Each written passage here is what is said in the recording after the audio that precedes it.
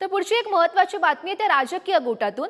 तर महायुतीतील मुंबईतील जागांचा तिढा आता लवकरच सुटणार आहे। मुख्यमंत्री एकनाथ शिंदेंनी याबाबतची माहिती दिलेली आहे। नाशिकचा तिढा सुद्धा आज सुटण्याची चिन्ह दिसतायत। महत्त्वाची बातमी आपण पाहतोय आणि जे महायुतीच्या जागांसंदर्भातली ही महत्त्वाची बातमी, मुंबईतील जागांचा तिढा लवकरच सुटणार अशी माहिती स्वतः मुख्यमंत्री एकनाथ शिंदे यांनी दिली आहे।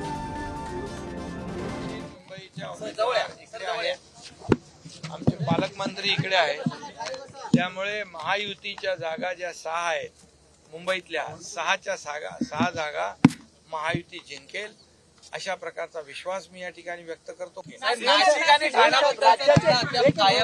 तो पण आज सर्व तिढा सुटेल आणि तुम्हाला लवकरच बातमी मिळेल।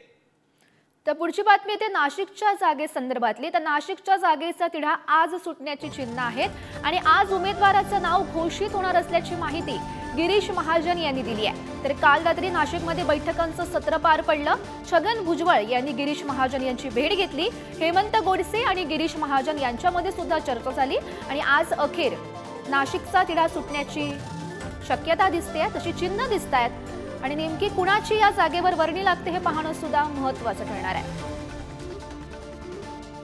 उमेदवारांचे अर्ज भरण्याचं नियोजन आहे आणि म्हणून त्या कशा प्रकारे जास्तीत जास्त नागरिक म्हणजे नाशिक लोकसभा असेल किंवा दिंडोरी लोकसभा असेल तर जास्तीत जास्त नागरिक त्या ठिकाणी कसे सहभागी होतील यासाठीची चर्चा या ठिकाणी झाली आणि आम्हाला देखील निश्चित खात्री आहे का खूप साधारण 15 ते 20 हजार 20 ते 25 हजाराच्या दरम्यान या ठिकाणी अर्ज भरण्यासाठी लोक सहभागी होतील।